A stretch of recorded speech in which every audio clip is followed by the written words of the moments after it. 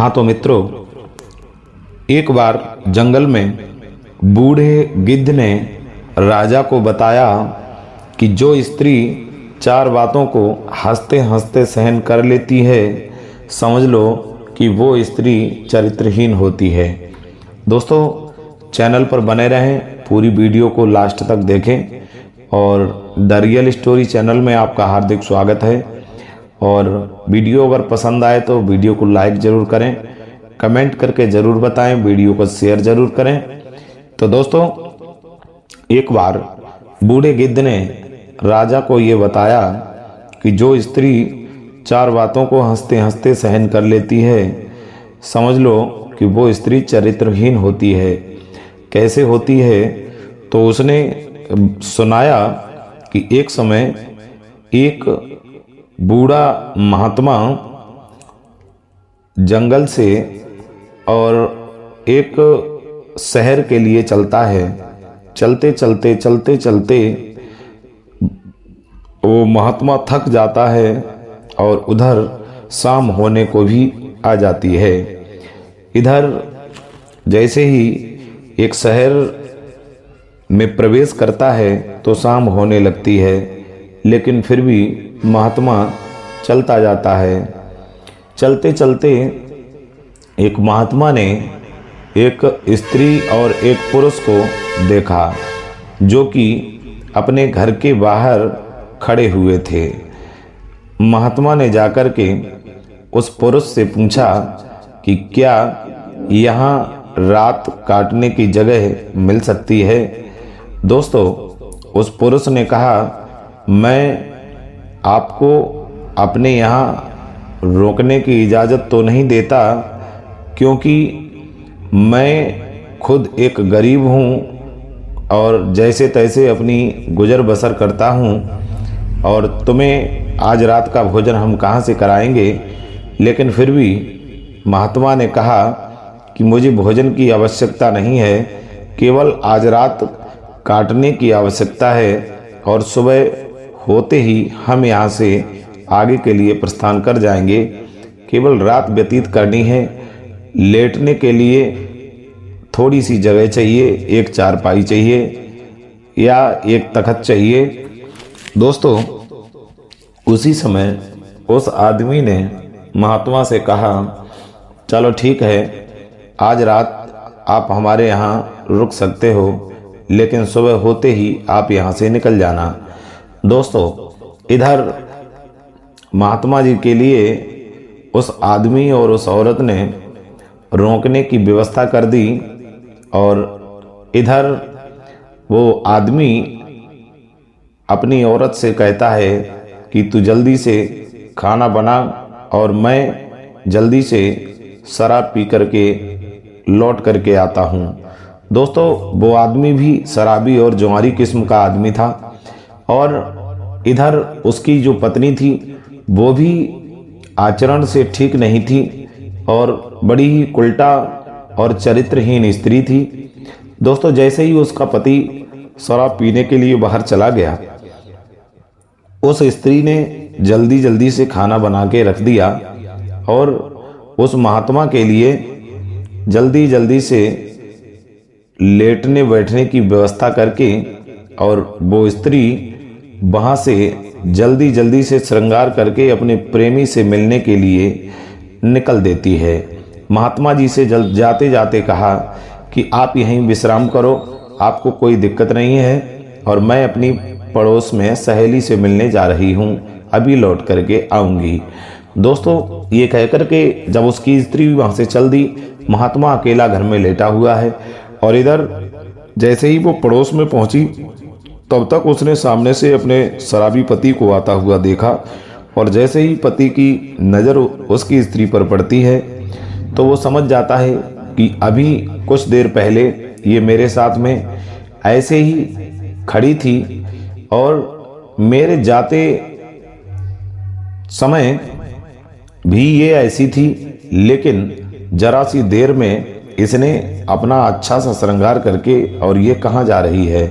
दोस्तों, जैसे ही उसकी स्त्री ने अपने पति को आता हुआ देखा, चुपचाप वहाँ से भाग खड़ी हुई और घर में आकर के फिर उसने अपना उल्टा सीधा पहले जैसा श्रृंगार कर लिया और नए वस्त्रों को उतार पुराने वस्त्र पहन लिए। जैसे ही शराबी पति घर पे आता है, उसकी पत्नी से पूछता है कि तू बढ़िया सज धज कर अच्छा श्रृंगार करके कहाँ जा रही थी। उसने कहा कि आपको धोखा हुआ है, आपकी नज़रों ने हमें पहचान नहीं पाया, हम भला श्रृंगार करके किससे मिलने जाएंगे। लेकिन शराबी पति ने कहा कि तू मुझे बेवकूफ़ ना बना, मैंने तुझे अच्छा श्रृंगार करके और घर से बाहर जाते हुए देखा है, तू मुझे देख करके तुरंत वहाँ से लौट आई। दोस्तों, इधर महात्मा घर में पति पत्नी की लड़ाई को सुन रहा था और इधर उस पति ने अपनी उस पत्नी को खूब मारा पीटा इसी बात को लेकर कि तू मुझे धोखा दे रही है और तू मुझे क्या समझ रही है, तू मुझे बातों में उलझा करके मुझे लगता है तू किसी से मिलने जाती है। उधर उस शराबी पति ने अपनी पत्नी को बांध दिया और खूब मारा पीटा।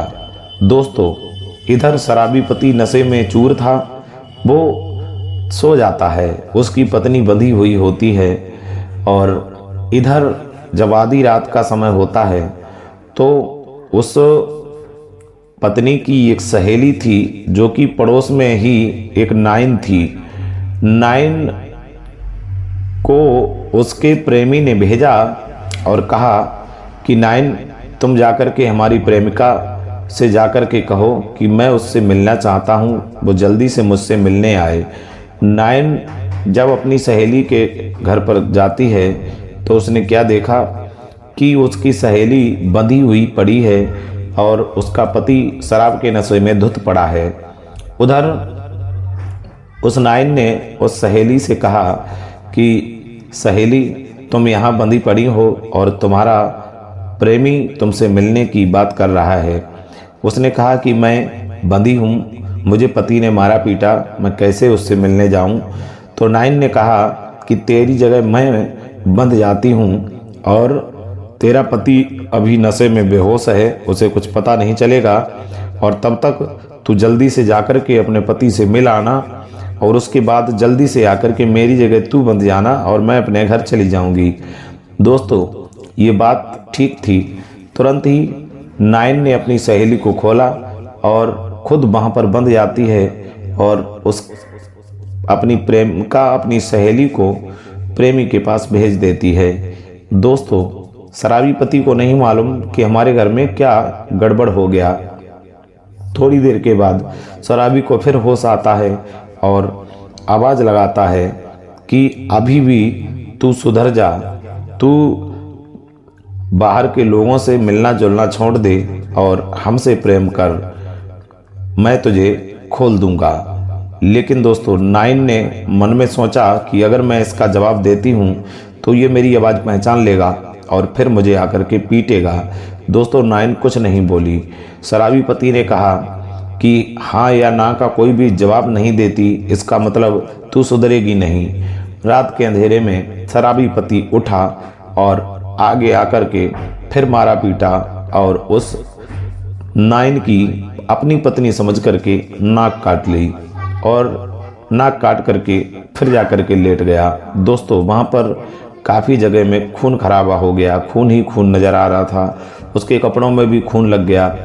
दोस्तों, लेकिन फिर भी नाइन कुछ न बोली। शराबी पति धमकाता गालियां देता हुआ फिर आकर के लेट जाता है और इधर नाइन बंधी हुई होती है। तब तक उसकी सहेली अपने प्रेमी से मिलकर पुनः आ जाती है और उसने नाइन से पूछा कि बहन, कोई दुख कोई परेशानी तो नहीं हुई। नाइन ने कहा, बहन जल्दी से मुझे खोल, तेरे चक्कर में तेरे पति ने मुझे देख मेरा हाल क्या कर दिया, मेरी तो नाक ही काट ली। जल्दी जल्दी से उसने खोला और नाइन वहाँ से अपने घर के लिए भागी और इधर उस सहेली को दोबारा से वहाँ पर बांध देती है।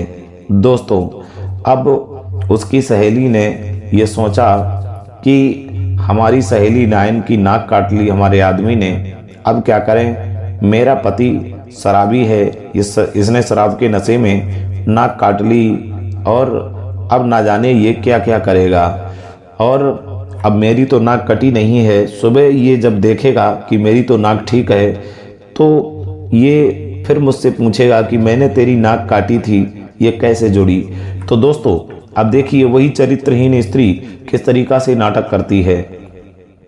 इधर उसके पति ने उससे कहा कि ये बता अभी भी तू सुधरेगी या फिर मैं तेरे कान भी काट लूं, तू कुछ जवाब क्यों नहीं देती। दोस्तों स्त्री समझ गई कि मेरा पति अब मेरे कान काटेगा और नाक जोड़ी हुई देखेगा तो पूछेगा कि नाक काटी थी, ये कैसे जुड़ी। तो दोस्तों उसी समय वो नाटक करके चरित्रहीन स्त्री कहने लगी कि हे दिग्गजों, हे दिशाओं, हे वरुण, हे यम, हे दिग्पाल, हे स्वर्ग के देवी देवताओं, आप सभी लोग मेरे साक्षी हो। अगर मैंने कभी किसी पराये पुरुष की तरफ न देखा हो, अगर मैंने सच्चे मन से अपने पति से ही प्रेम किया हो तो मेरी नाक कटी हुई जुड़ जाए। और ऐसा कहते हुए चिल्ला करके अपने पति से बोली कि देख मैंने अपने सतीत्व के बल पर मैंने अपनी नाक जोड़वा ली है, तू मुझे उल्टा और पता नहीं क्या क्या चरित्रहीन स्त्री समझ रहा था। दोस्तों इधर तो उसके पति ने देखा, कहा कि वास्तव में मैं तुझ पर संदेह करता था, तू तो मेरी प्यारी और सिर्फ मुझे ही चाहने वाली स्त्री है। और दोस्तों इधर जब सुबह होता है तब उस नाइन का पति जो है वो बाहर से आता है और कहता है नाइन मुझे मेरे बाल काटने और शेविंग करने की जहाँ पर जो औजार रखे हैं वो पूरा बक्सा उठा करके दे दो। दोस्तों नाइन बहाना बनाते हुए उसने उस पेटी में से एक छुरा निकाल करके फेंक दिया। और इधर जब नाई ने देखा उसने कहा मैंने तुझसे पूरी पेटी मांगी और तूने सिर्फ एक ही छुरा निकाल करके दिया। गुस्से में उस नाई ने उस छुरा को फेंका और कहा बेवकूफ़ औरत, मुझे पूरी पेटी चाहिए, एक छुरा नहीं। दोस्तों ऐसा बहाना उसको और दूसरा मिलने वाला नहीं था। उस स्त्री ने, उस नाइन ने वहीं पर रोना चिल्लाना शुरू कर दिया। भागती हुई बाहर निकल करके आई और कहा जल्दी जल्दी मेरी सुनो, मेरे पति ने छुरा से मेरी नाक काट दी। दोस्तों नाई नहीं समझ पाया कि ये पूरा माजरा क्या है, वो तो समझ भी नहीं पाया तब तक कि भीड़ इकट्ठी हो गई। और इधर गांव के लोगों ने राजा से शिकायत की कि आपके राज्य में एक नाई ने नाइन की नाक काट ली। दोस्तों इधर राजा ने नाई और नाइन दोनों को बुलाया। नाइन से पूछा कि तेरी नाक कैसी कटी। उसने कहा मेरे पति ने छुरा फेंक करके मारा और मेरी नाक कट गई। दोस्तों ये सारा नज़ारा उस शराबी पति के घर में रुका हुआ वो महात्मा देख रहा था कि असलियत में माजरा क्या है। दोस्तों उसी समय नाई को फांसी देने का ऐलान कर दिया गया। राजा ने जैसे ही नाई को फांसी देने का ऐलान किया, वो महात्मा एक जिंदगी बचाने वाला था। उसने सोचा कि मैं तीर्थ पर ना जाकर किसी बेगुनाह इंसान को मरने से बचा लूं, ये भी किसी तीर्थ से कम नहीं। दोस्तों फर्क क्या था, राजा के दरबार में वही महात्मा पहुंच गया। उसने रात में रुक करके शराबी पति और पत्नी का और नाइन का पूरा माजरा राजा को बता दिया। उसी समय राजा ने नाई को छोड़ दिया और उस शराबी पति तथा उसकी पत्नी को बुलाया तथा उन दोनों के नाक कान कटवा लिए। तो दोस्तों कहानी कैसी लगी कमेंट बॉक्स में ज़रूर बताएं और ऐसी स्त्रियों से हमेशा सावधान रहें, वरना कभी बड़ा नुकसान या अपने घर का, परिवार का विनाश हो सकता है। तो दोस्तों इस वीडियो में इतना ही, मिलेंगे एक नई वीडियो के साथ, तब तक के लिए जय श्री राम।